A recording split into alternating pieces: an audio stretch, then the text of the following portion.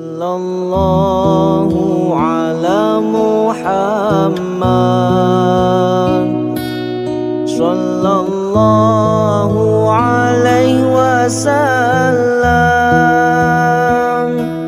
sallallahu ala Muhammad, sallallahu alaihi wasallam, sallallahu ala Muhammad, sallallahu alaihi wasallam, sallallahu ala Muhammad, sallallahu alaihi wasallam. Anta syamsun, anta badrun, anta nurun fawqa nuri, anta iksirun wa ghali, anta misbahu suduri.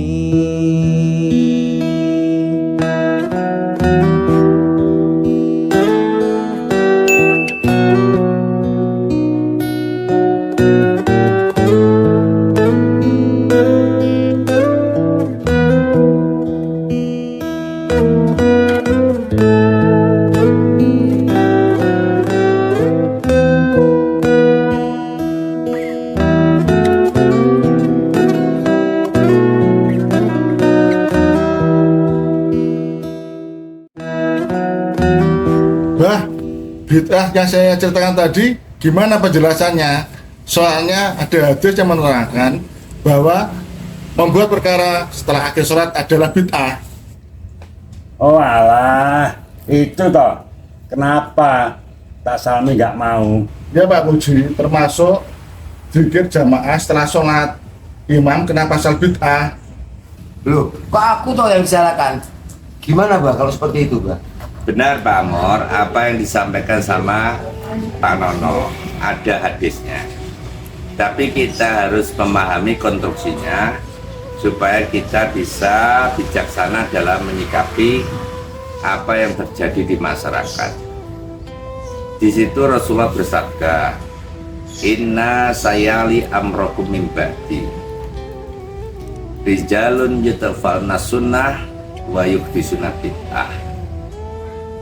Sungguh di antara perkara yang akan datang pada kalian sepeninggalku nanti, ada orang atau pemimpin yang mematikan sunnah dan membuat bid'ah. Kemudian Rasulullah memberi contoh bid'ah tersebut. Wa yu'akhiruna sholatan an mawaqitiha, dan mereka mengakhirkan sholat dari waktu sebenarnya. Maksudnya pemimpin atau imam sholat membuat suatu perkara setelah selesai sholat. Inilah menjadi rujukan kenapa ada orang yang membid'ahkan ketika ada kegiatan yang dilakukan imam sholat setelah selesai. Berarti apa yang saya katakan pada Pak Puji waktu salaman adalah bid'ah. Benar kan Abah? Salaman itu tidak bisa dikatakan bid'ah Pak Nono. Loh, gimana toh Abah ini? Karena hadis ini ada kelanjutannya Pak Nono. Justru ini yang terpenting karena menerangkan maksud bid'ah setelah sholat jamaah selesai. Qala Ibnu Mas'ud, kemudian Ibnu Mas'ud bertanya sama Rasulullah, kaifa bi'ida adraktuhum, apa yang mesti kami perbuat jika kami menemui mereka? Qala, kemudian Rasul menjawab, laisa yabna umi abdi tu'atun liman asallah. Wahai anak Adam, tidak ada ketaatan pada orang yang bermaksiat pada Allah. Qalaha salasa marati. Rasul mengatakan demikian 3 kali. Artinya Rasulullah menerangkan bahwa melakukan suatu ketaatan yang pada akhirnya menimbulkan maksiat, inilah yang dimaksud dengan bid'ah. Setelah itu tahu rumusannya, tinggal dimasukkan kasusnya Pak Budi salaman sama Pak Nono. Apakah itu bid'ah? Tidak bisa dikatakan bid'ah, Abah. Karena yang dimaksudkan hadis ini seharusnya berkaitan seorang pemimpin, artinya imam sholat. Sedangkan Pak Puji ini kan sebagai makmum, Abah. Salaman salah satu bentuk ketaatan, Abah. Saya melihat tidak menimbulkan maksiat pada Allah. Jadi salaman tidak bisa dikatakan bid'ah, Abah. Ya benar. Kalau setelah sholat imam melakukan berzikir jamaah, bagaimana menurut Abah? Kalau zikir sendiri-sendiri itu bukan perkara bid'ah.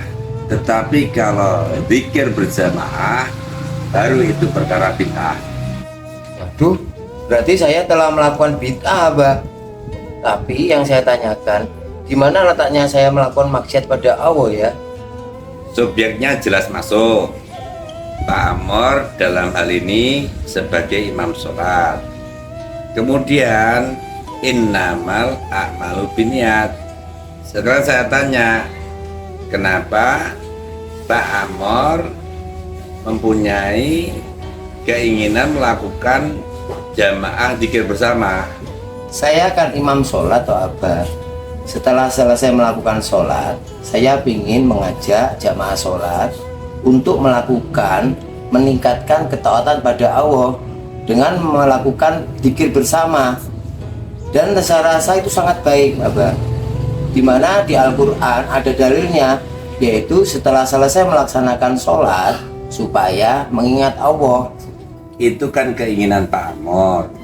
Ya kita uji pendapatnya benar atau tidak. Kan demikian. Iya, Pak. Sip. Pertama, ada dalil dalam Al-Quran, faida qaditumus sholata fadkurullaha qiyamau wa qu'udau wa ala junubikum.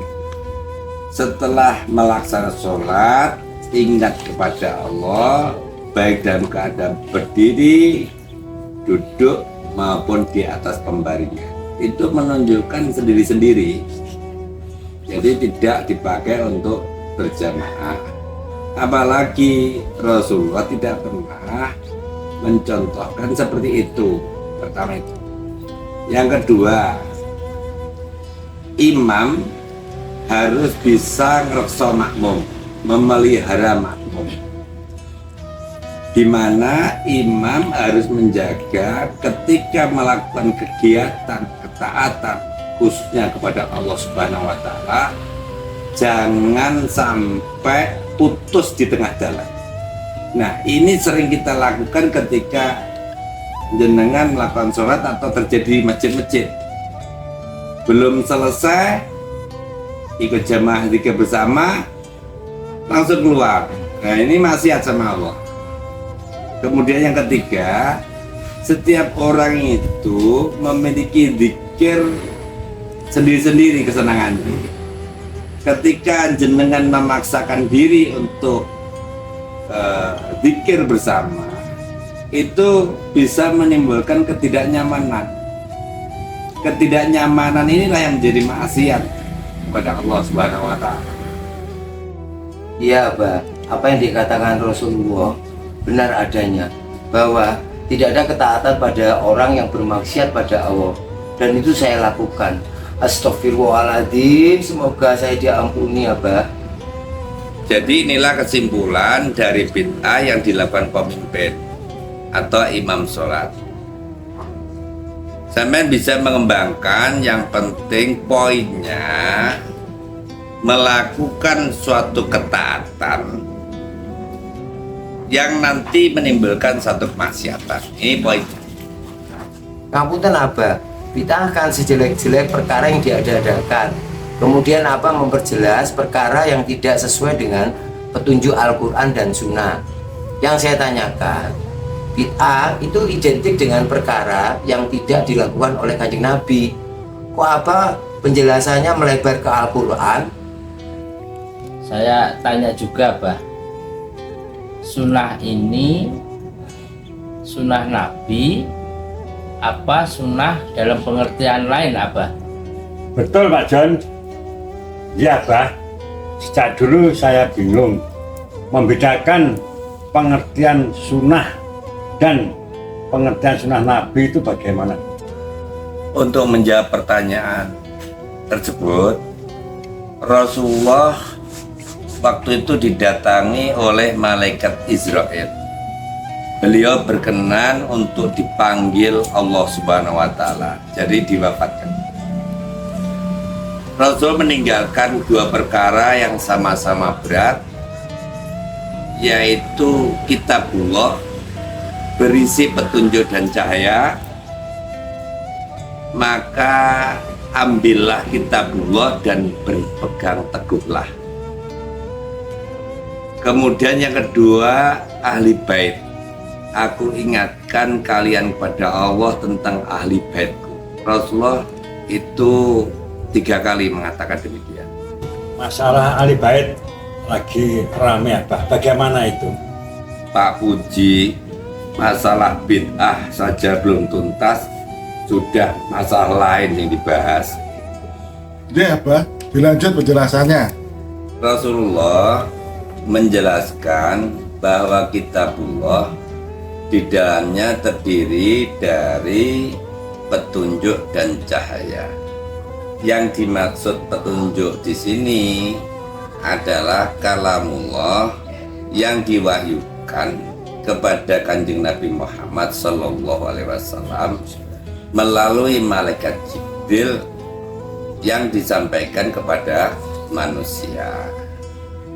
Karena banyaknya para penghafal Al-Quran mati syahid sejak zamannya Khalifah Umar sampai Khalifah Utsman,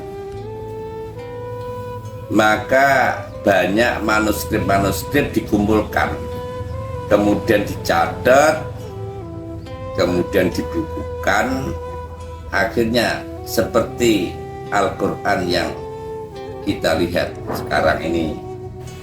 Paham Abah? Cahaya itu kan sifatnya menerangi. Yang dimaksud cahaya di sini Kanjeng Nabi Muhammad SAW untuk menjelaskan kalamullah dengan perkataan maupun perbuatan. Kemudian dikumpulkan, dicatat, dibukukan, sehingga kita kenal dengan as-sunnah atau al-hadis. Jadi posisi al-hadis atau as-sunnah ini tidak berdiri sendiri, tetapi menjelaskan tentang Al-Quranul Karim. Ya, Abah, saya paham. Untuk pertanyaan saya, Abah, Sunnah dan sunnah Rasul itu sama saja Pak John. Perkataan maupun perbuatan yang dilakukan Kanjeng Nabi Muhammad SAW. Tapi tidak setiap petunjuk di dalam Al-Quran itu bisa dijelaskan di dalam sunnah. Makanya ada seseorang yang melakukan setiap rakaat sholatnya membaca surat Al-Ikhlas, ketika ditanyakan kepada Kanjeng Nabi Muhammad, kenyataan diperbolehkan. Terus letaknya bid'ah itu di mana Abah? Al-Quran berisi petunjuk bagaimana berhubungan dengan Allah dan bagaimana berhubungan dengan manusia. Tentu petunjuk terdapat perintah. Dari perintah itulah kita dikenalkan oleh Allah tentang hukum-hukum agama. Satu, wajib.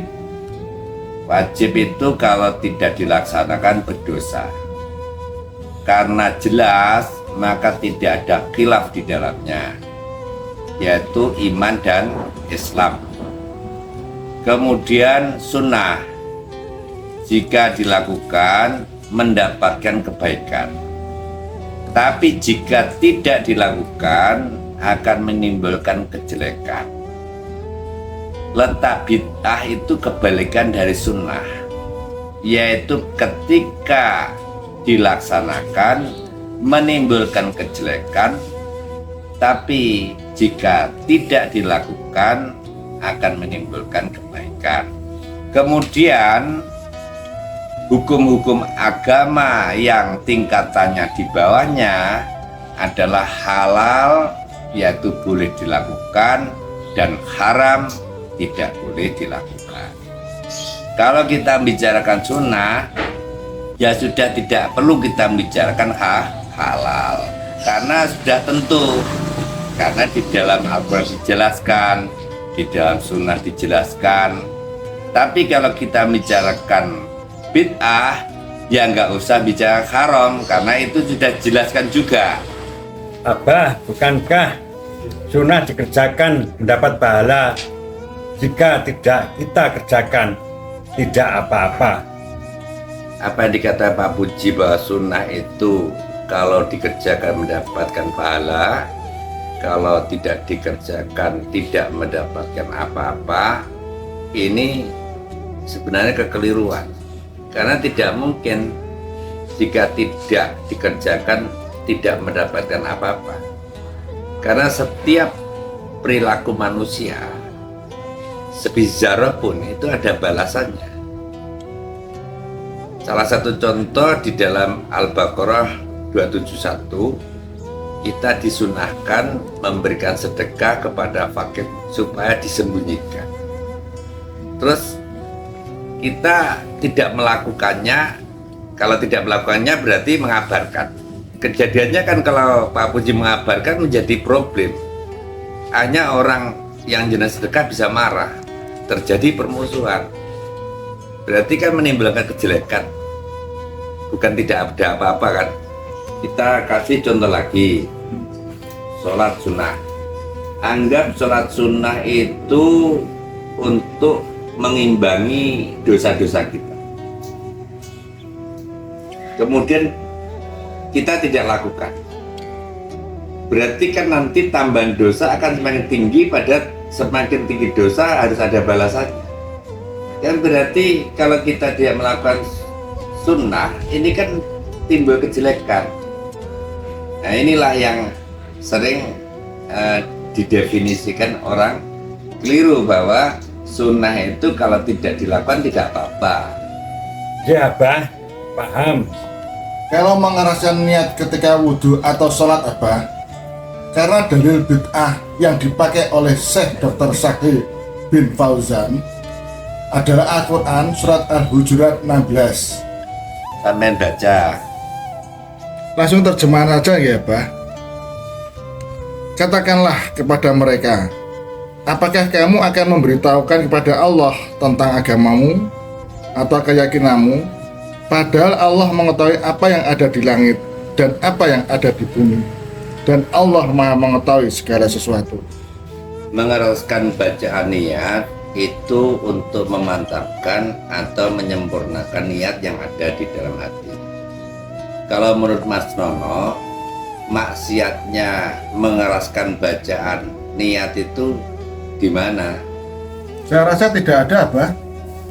Iya toh, masa ngeraskan baca niat menunjukkan seseorang akan kengalimannya, itu ya terlalu sudan toh Mas Nono. Kalau dalil Al-Quran yang dipakai Abah, Coba sampean baca ayat berikutnya. mereka merasa berjasa kepadamu dengan keislaman mereka.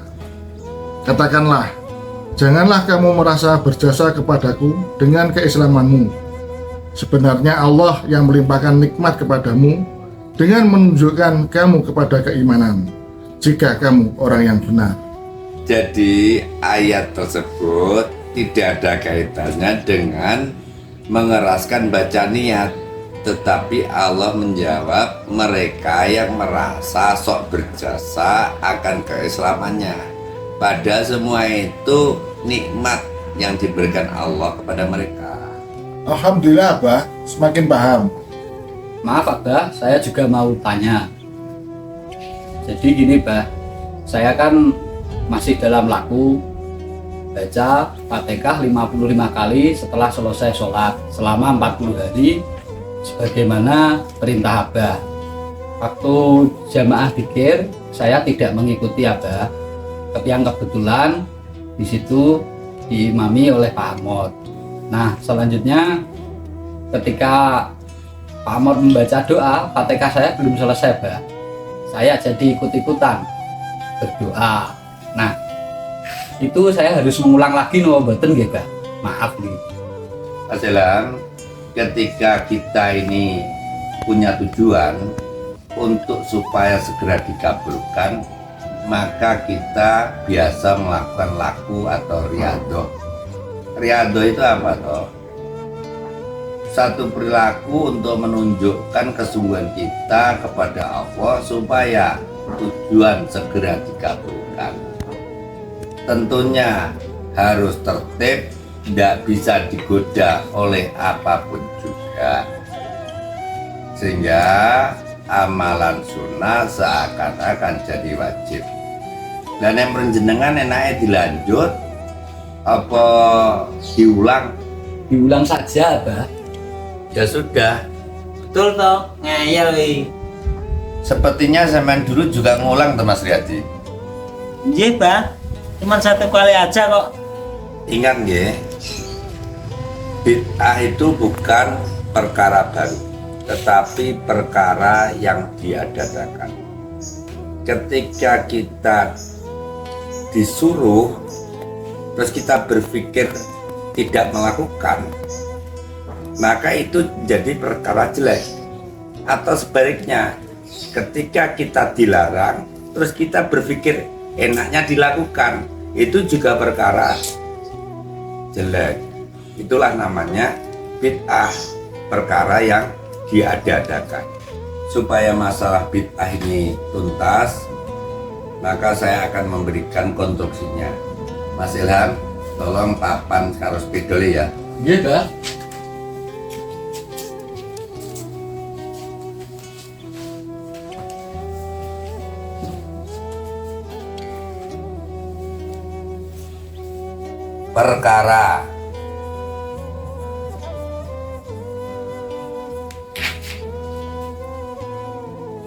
Perkara jelek, berarti perkara agama ini. Kalau ini perkara baik, juga agama. Kalau perkara jelek dilakukan, maka ini bid'ah. Kalau perkara baik, ini jadi sunnah.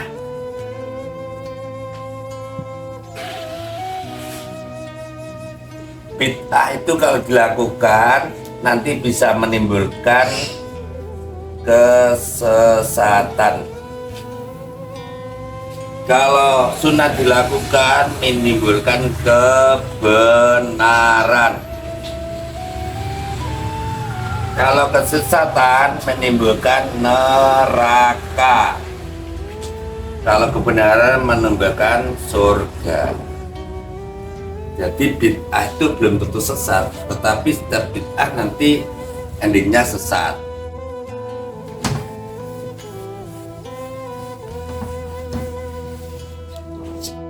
Kemudian saya jelaskan tentang sunnah lawannya bid'ah.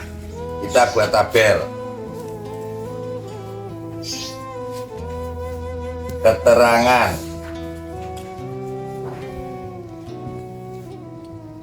dilakukan, tidak dilakukan,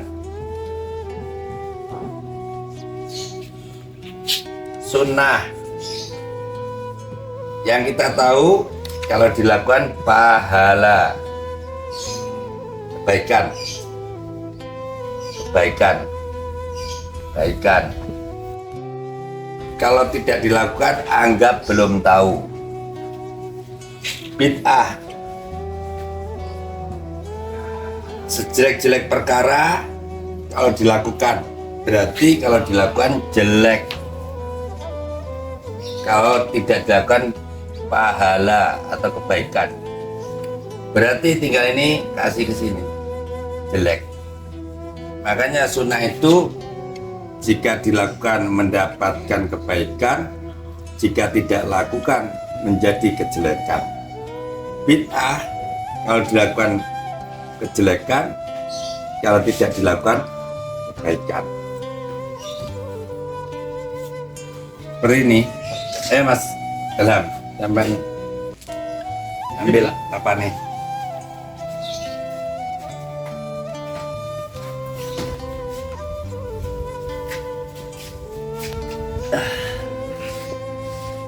Pertanyaan terakhir, Abah, acara tahlilan itu hukumnya gimana? Di dalam tahlilan atau acara tahlil terdapat beberapa perkara sunnah. Pertama, ukhuwah Islamiyah, karena ada kebersamaan. Kemudian yang kedua, menolong orang untuk mendoakan. Itu juga menolong orang itu ada sunnah. Terus ingat akan mati, itu juga sunnah. Kemudian membaca tahlil la ilaha illallah itu juga sunnah. Maka acara tahlilan bisa dihukumi Sunnah apa? bukan. Walaupun di dalam acara tahlilan itu ada perkara-perkara sunnah, tidak bisa dihukumi dengan sunnah karena tidak dijelaskan di dalam Al-Quran dan sunnah Rasul. Berarti Saya tahu, Abah. apa, Pak? Halal, Abah. Boleh dilakukan.